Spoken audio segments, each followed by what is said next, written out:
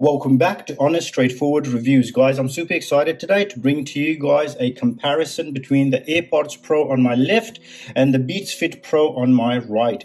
Now, the Beats Fit Pro have just been released in Australia for about 2-3 weeks now. I've been really playing around with them, testing them, and I'll let you guys know what I think about it. But before I do, I'd like to let you guys know this channel completely survives on your subscriptions. So if you want to see the unbiased reviews keep on going, please do subscribe. Doesn't cost you anything. I've got this segment in 3 lots. So first of all, I'll be looking at the unboxing of the both, okay? Then I'll be looking at a physical comparison, and in the end I'll be looking at all the features, noise cancellation, sound quality, and all the sound profile and all that stuff, juicy stuff. All right, let's get this underway. So on my left, the AirPods Pro, typical Apple, nothing too crazy. All right, typical Beats, the black box and everything.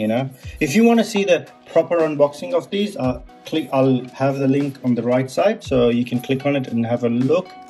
Yeah, that's what you love about the Apple stuff. It just pops out. So that's where the AirPods sit, and then you get the cabling down there and some extra earbuds. Okay, so that's the box. Nothing too special, nothing too crazy going on. Let's get that out of the way. Let's look at this guy. So slides out like that, and so you get the USB-C. Okay, so Lightning on the other one, USB-C on this one, and also the ear tips, and that's basically it. Now let's go on to the actual cases. Alrighty, now let's look at both of these side by side. So the AirPods are in a case, okay, so they're a lot smaller than this without a case. Okay, even with the case they're quite a bit smaller than this. All right, noticeably. Looking inside, it just opens up, very easy to go in. These guys give you about 24 hours with the case, okay, and 4.5 hours like this, okay, whereas these guys give you about 6 hours on their own and 24 hours in the case as well. All right, let's look at these two side by side. So side by side, this got a press feature, whereas this got a, I guess this is more of a press, as in like there's no buttons, whereas this guy gets buttons. Okay, so you'll be pressing the buttons. Now a little bit about the silicon, it's basically the same. However, I like how the silicon on this works. Okay, so it's really easy. So that's basically it. It's nothing too fancy, and they go in like that and they stay put. With the AirPods, it is annoying because there's, as you can see, there's a slit over here.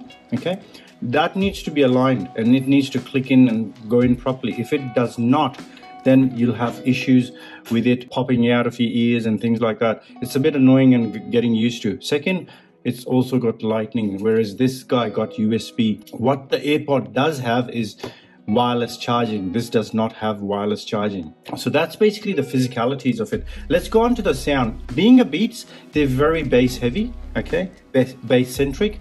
In other words, and they are focused on that bass, and they're focused on that bass so much that it comes at an expense to all the other frequencies. So it's very muddied, just like in every other Beats product, when it comes to listening to any other genre other than hip-hop and bass heavy dance music and things like that.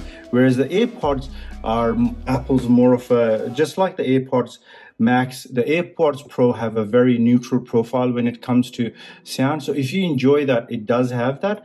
Both of them, in terms of the app and features like that, don't have much. All you can do is customize the buttons a little bit. So in regards to the customization of buttons, so this guy has, you can have like Siri, and you can have transparency mode and off on and noise cancellation, and this guy can also have the volume on it. But if you have the volume on it, whereas you press the left side, for example, for volume up, press the right side for volume down. If you do that, it can't have Siri and it can't have the transparency mode, which is fine because you can turn them on and off with your voice as well, but so can you with the volume as well. You can turn it up and down, but it's still not ideal. Whereas I know with the Sony WF1000XM4s, you can have the speak to chat feature and use the taps and stuff for other stuff, which is really useful compared to actually every time pausing your music yourself, then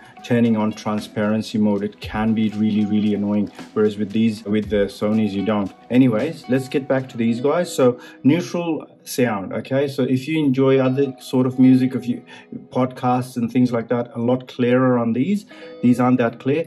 When we go on to the noise cancellation on these are not bad, they're pretty good, whereas this does a better job than the Buds Studio, okay, Studio Buds, Beats Studio Buds. However, they're nowhere as good as the AirPods Pro. The AirPods Pro take the icing on that. They've got a bit more charge, they last a bit more longer, but that's about it.